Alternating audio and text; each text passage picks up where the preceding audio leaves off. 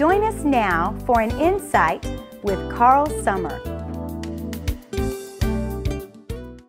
Ask some thought-provoking questions before you reread the story. You may speak about the previous words that were discussed and include additional words from the story. Now ask deeper questions about the character's motivation or thoughts. At the end of the story, you may say, what would have happened if the squirrels would have just listened to their parents? Do a third reading a few days later. This repeated reading reinforces the lessons and the vocabulary. Yesterday we read about the squirrels. What catastrophe happened to the squirrels? You're introducing a new word, catastrophe. Who can remember what was the turning point and why the squirrels disobeyed their parents? You may ask, what else did you see on the cover that is important to the story? It was nighttime. Their bellies are full. One squirrel is throwing away an acorn. There's scared look in one of the squirrels. The happy look in the other squirrels. You might say, we have read this story 2 times. Who can tell us what happened? We may point out some interesting things in the artist's illustrations that are often overlooked when just reading the story. Before you turn the page when you are reading, ask someone to tell what is about to happen.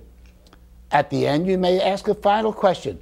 Why are all the animals in the picture so afraid as Johnny is telling the story what happened to them? But beware, don't kill the story by asking too many questions. Read aloud also should be entertaining, so use discretion. What is happening in these readings is that children are exposed to new vocabulary and expressing analytical thinking. We have read-alongs for each of the 24 books, and this is an excellent method for reading to children, and it's particularly helpful if you're tired or your voice is sore. With this method, you can read many stories.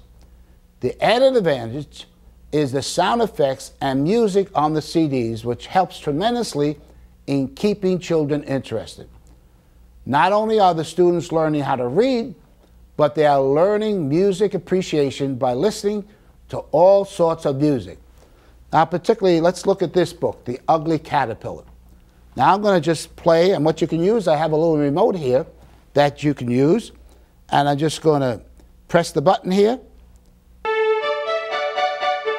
Speckles the spider, Andy the ant, and a crickety old cricket named Crumbs lived under a giant willow tree beside Crystal Lake. The 3 friends had lots of fun, running and hopping and playing together. They swung on the branches and slid down the leaves. Sometimes they floated together in the lake on an old hollow branch. Up climbed Annie and away they went. Katie and Annie flew high above the trees and over Crystal Lake. They flew all around the countryside, visiting many wonderful places.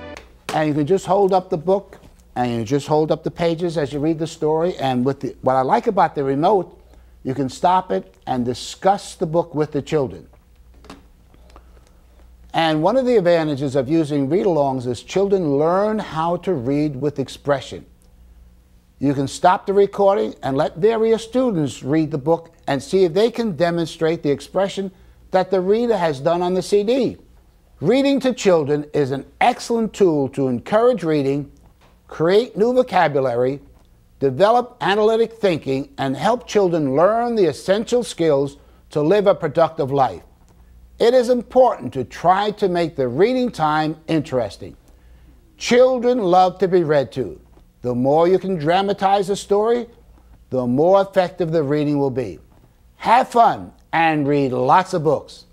And if you can find books that both entertain and teach values, read such books.